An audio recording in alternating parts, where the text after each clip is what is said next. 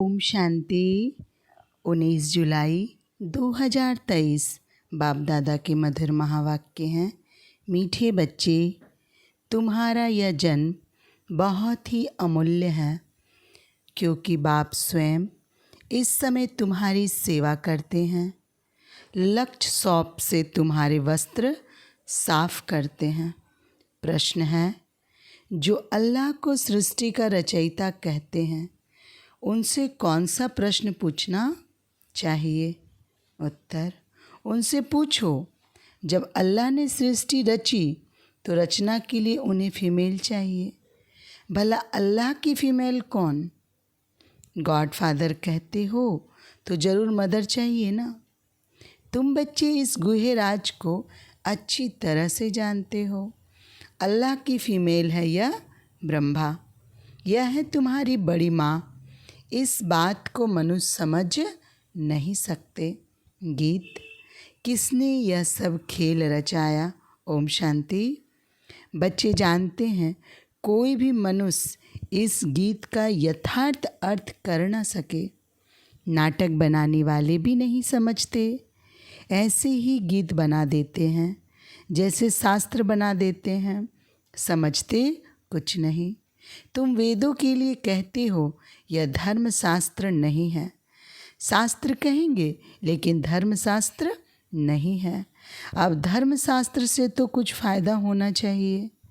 धर्म शास्त्र का अर्थ भी नहीं समझते हैं। शास्त्र अर्थात जिससे कोई धर्म स्थापन होता है किसी द्वारा, तो पूछना चाहिए, वेद उपनिषद किस धर्म के शास्त्र हैं? वह धर्म किसने स्थापन किया? इनसे तो कोई धर्म ही निकला नहीं है। कौन कौन से धर्म हैं वह भी समझाया जाता है। जैसे झाड़ में मुख्य है थूर, तना, फिर बड़ी डाल, फिर छोटी छोटी टालियाँ निकलती है, तो बच्चों को समझाया जाता है। यह जो धर्म शास्त्र है, सर्वशस्त्रमयी शिरोमणि गीता, वह है थूर। उनके बाद बाकी सब ठहरे रचना। यह इस्लामी, बौद्धी, क्रिश्चियन आदि यह सब कल्प वृक्ष के टाल हैं। गीता में भी लिखा हुआ है, मनुष्य सृष्टि का झाड़ है, तो यह झाड़ का राज बुद्धि में अभी बैठा है। इसका मुख्य थूर है। आदि सनातन देवी देवता धर्म इस झाड़ की भेंट बड़ के झाड़ से की जाती है। वह बहुत बड़ा होता है। झाड़ जब पुराना होता है तो उनका थूर, तना सड़ जाता है, बाकी टालियाँ रहती हैं। यह भी ऐसे ही है। बच्चे जानते हैं, इनका थूर जो देवी देवता धर्म था वह अब है नहीं। परमात्मा 24 अवतार लेते हैं तो वह सर्वव्यापी हो नहीं सकते। जब अवतार लेते हैं तो उनको सर्वव्यापी कैसे कहेंगे? नई बात है ना। कितना बड़ा झाड़ है, थूर है ही नहीं। एक भी मनुष्य नहीं जो कहे हम आदि सनातन देवी देवता धर्म के हैं। सतयुग को लाखों वर्ष पिछाड़ी में ले जाते हैं। कितनी मुश्किलात की बात हो गई है। अब सभी मनुष्य दुखी हैं। सुखी कौन हो सकता है? सन्यासियों की बुद्धि में भी यह भेंट आएगी नहीं कि यहाँ कागविष्टा समान सुख है और अथाह दुख है। यह उन्हों को पता नहीं है। अब बाप बतलाते हैं, तुमको अथाह सुख में फिर ले जाता हूँ। इस समय अपना पाठ बजाए सभी कुछ करके छिप जाते हैं। यूँ पाठ तो सभी बजाते हैं, इसलिए बौद्धि आदि सब छिप जाएंगे, ऊपर चले जाएंगे। यह भी कोई नहीं जानते।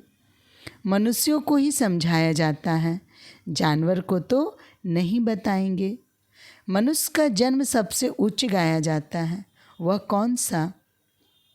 कहते भी हैं कि मनुष्य की तो चमड़ी भी काम में नहीं आती।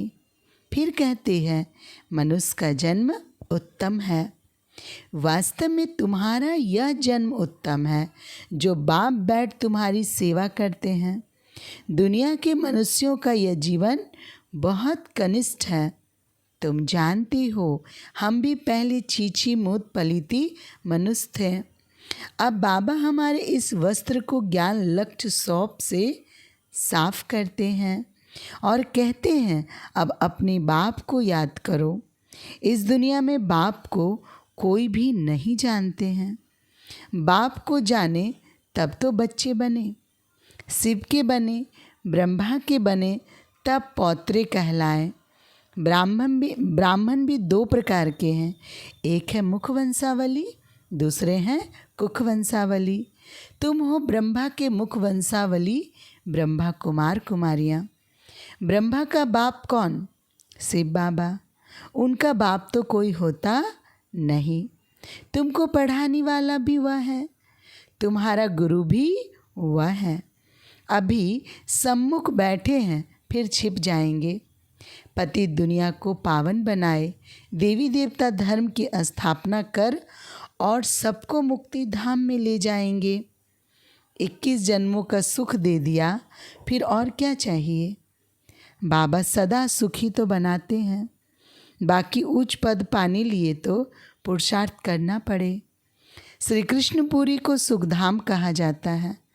श्री नारायण का बचपन नहीं दिखाते हैं, श्री कृष्ण का स्वयंवर दिखाते हैं। अगर राधे से स्वयंवर हुआ तो फिर उनका नाम क्या बदली हुआ, वह दिखाते नहीं। लक्ष्मी नारायण का तो मनुष्यों को पता नहीं, उनके जीवन चरित्र को कोई जानते नहीं।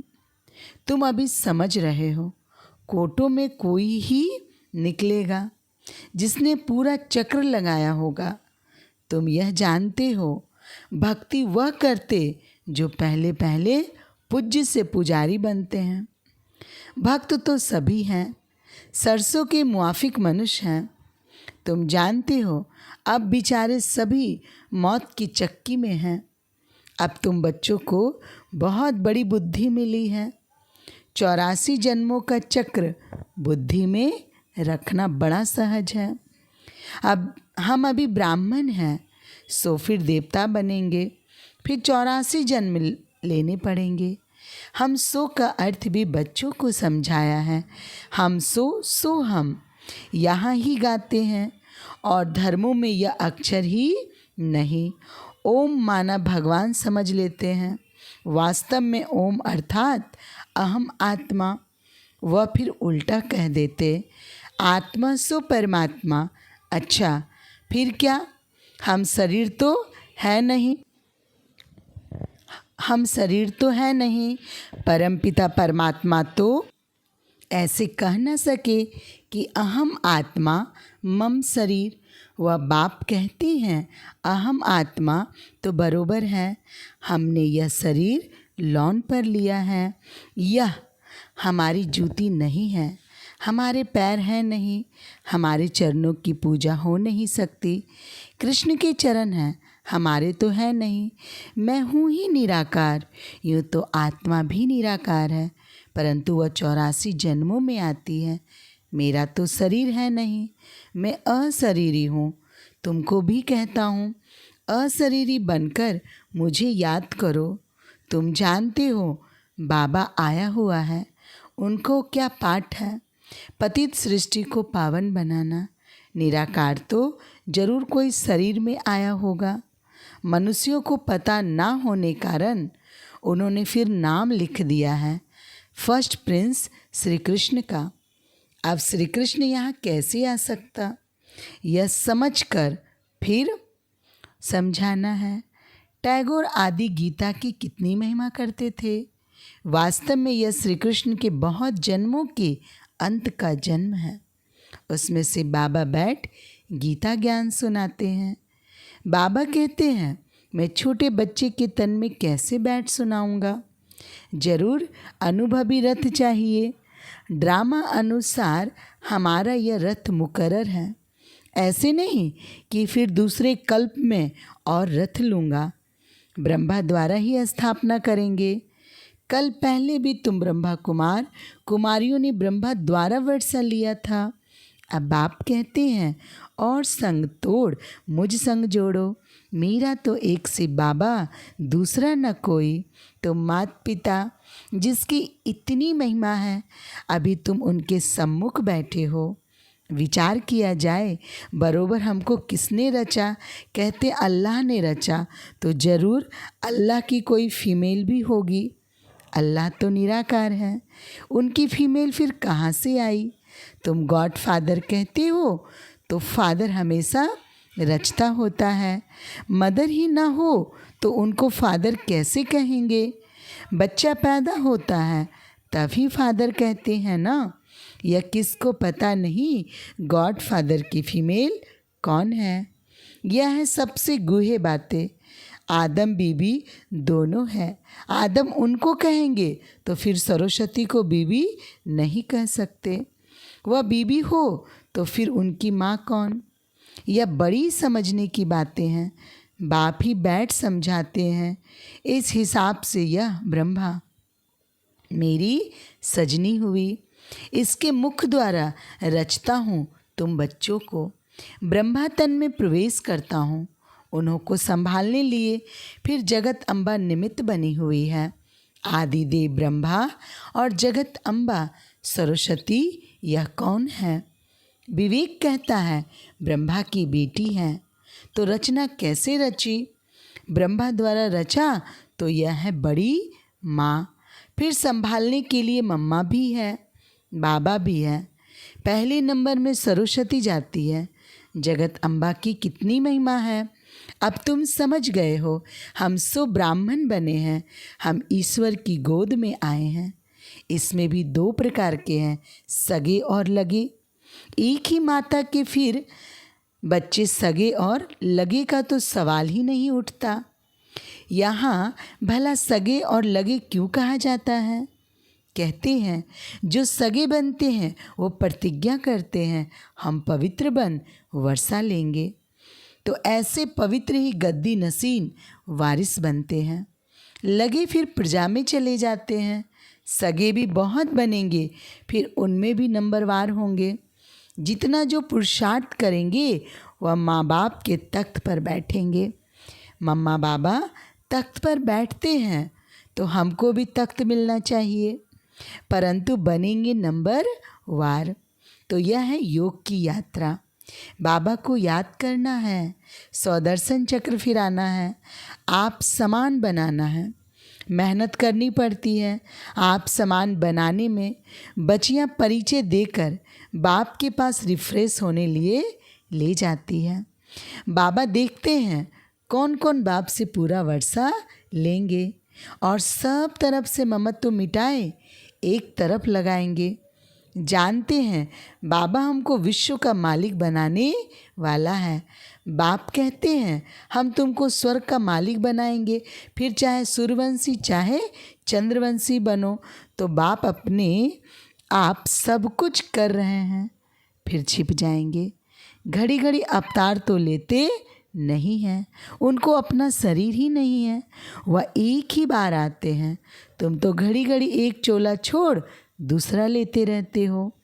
मैं पुनर्जन्म में आता नहीं हूँ। कितना अच्छी रीति समझाते हैं। आगे यह बातें बुद्धि में नहीं थी। अनायास घर बैठे रास्ते जाते बाबा ने प्रवेश कर लिया। फिर मालूम पड़ा अब दिन प्रतिदिन सब बातें बुद्धि में बैठती जाती है। कहते हैं ना हम 7 दिन का बच्चा हूँ, 2 मास का बच्चा हूँ। यह ज्ञान तो सेकंड में भी मिल सकता है। कितने बच्चे हैं और कोई सत्संग नहीं होगा जहाँ इतने बच्चे हो। प्रजापिता ब्रह्मा और जगत अम्बा भी बाप के बेटे बेटी हैं ना। कि मेल फीमेल इतने बच्चे कैसे पैदा करेंगे? कुख वंशावली की तो बात ही नहीं। जिन्होंने कल पहले माता पिता का बनकर वर्षा पाया है वही आते रहते हैं। कलम लगती रहती है, बगीचा है ना। अभी देवी देवता धर्म के फूल तो हैं नहीं, बाकी सब जैसे कांटे हैं, चुभते हैं। यह कांटों की दुनिया है। बाप आकर कांटों से कली, कली से फूल बनाते हैं। श्रीमत पर नहीं चलते तो फिर गिर पड़ते हैं।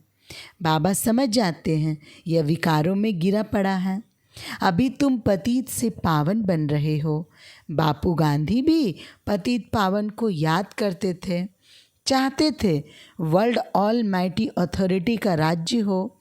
सो तो बाप ही स्थापन करेंगे। तुम जानते हो अब हमको इस कंसपुरी से कृष्णपुरी में जाना है। भारत में सतयुग था, लक्ष्मी नारायण का राज्य था। 5000 वर्ष की बात है। 5000 वर्ष से पुरानी चीज़ कोई होती नहीं। लाखों वर्ष की तो कोई चीज़ रह न सके। देखो तुम बूढ़ी माताएं गुड़गांव से आई हो, तो माता पिता पास जिनसे वर्षा मिलना है। बाप भी बूढ़ियों को देख खुश होते हैं। 5000 वर्ष पहले भी आकर वर्षा लिया था। सारा मदार पुरुषार्थ पर है। तुम बुढ़ियाएँ इतना ज्ञान उठा नहीं सकती। या दादा बूढ़ा तो बहुत अच्छा पढ़ता है। तुम समझती हो जवान सरस्वती माँ अच्छा पढ़ती है। अरे यह तो ब्रह्मपुत्रा नदी है, यह तो जरूर जास्ती पढ़ते होंगे ना। यह बूढ़ा सबसे तीखा है, वह तो फिर भी बेटी हो गई। बूढ़ियों के लिए भी है बहुत सहज। बाबा को याद करते रहो। अहो से बाबा कुर्बान जाऊं, आप तो सुखधाम ले जाते हो। बस ऐसे खुशी में रहो तो भी बेड़ा पार है। हमेशा समझो से बाबा समझाते हैं, इनको छोड़ दो, ऐसे ही समझो से बाबा सुनाते हैं। तो बुद्धि योग से बाबा पास जाने से विकर्म विनाश होंगे। मम्मा भी से बाबा से सुनकर सुनाती हैं। सदैव एक से बाबा की याद रहे तो विकर्म विनाश होते रहेंगे। अच्छा मीठे मीठे सिखी लदे बच्चों प्रति माता पिता बाप दादा का याद प्यार और गुड मॉर्निंग। गुड मॉर्निंग बाप दादा। रूहानी बाप की रूहानी बच्चों को नमस्ते। नमस्ते बाप दादा। धारणा के लिए मुख्य सार। पहली पॉइंट, गद्दी नसीन पक्का वारिस बनने के लिए पवित्रता की प्रतिज्ञा कर सगा बच्चा बनना है और संग तोड़ एक संग जोड़ना है। दूसरी पॉइंट, आप समान बनाने की सेवा करनी है। कांटे से कली, कली से फूल बनना और बनाना है। नए झाड़ की कलम लगानी है। आज का वरदान है, कर्मों की गूढ़ गति के ज्ञाता बन। धर्मराजपुरी की सजाओं से बचने वाले विक्रमाजीत भव। स्पष्टीकरण है, सजाओं के अनुभव को ही धर्मराजपुरी कहते हैं। बाकी धर्मराजपुरी कोई अलग स्थापन नहीं है। लास्ट में अपने लिए किए हुए पाप जमदूत के डरावने रूप में सामने आते हैं। उस समय पश्चाताप और वैराग की घड़ी होती है। छोटे छोटे पाप भी भूत की तरह लगते हैं। पश्चाताप की त्राही त्राही होती है।